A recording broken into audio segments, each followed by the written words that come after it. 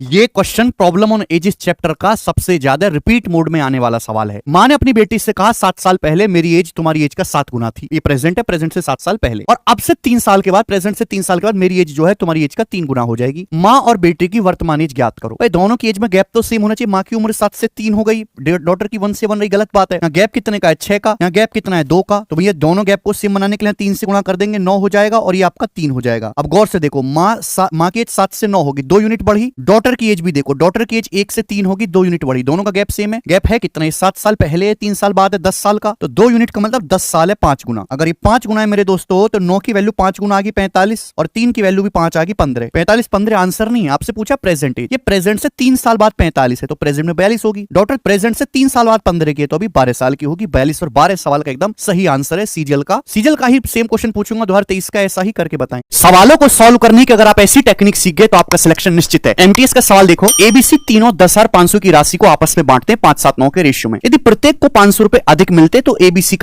के राशियों का अनुपात क्या होगा? बच्चे क्या करेंगे? पहले 10,500 को बांटेंगे इस रेशियो में, फिर 500 रुपए ऐड करेंगे, फिर रेशियो निकालेंगे। करना ही नहीं है। 10,500 को बांटा गया है एबीसी में, 5 7 12 9 21, तीनों को टोटल मिला के कितना पैसा मिला? 21 यूनिट। तो 10,500 रुपए 21 यूनिट के बराबर है। तो 21 से कितनी बार चला जाएगा? 500 बार 21 पंजे 105। तो 500 रुपए की जो वैल्यू है मेरे दोस्तों, वो किसके बराबर है? आपका होगा सर 1 यूनिट के। मैं हर एक को 500 रुपए फालतू देने, या फिर मैं ये भी तो कह सकता हूं कि हर एक को 1-1 यूनिट एक्स्ट्रा दे दीजिए। आप बोलोगे हाँ जी सर बिल्कुल सही। अब रेशियो कितना आ जाएगा एबीसी का? 6 8 10। किससे कट गया? अभी 2 से। रेशियो क्या आ गया? 3 4 5 रुपए में कैलकुलेशन की जरूरत थी।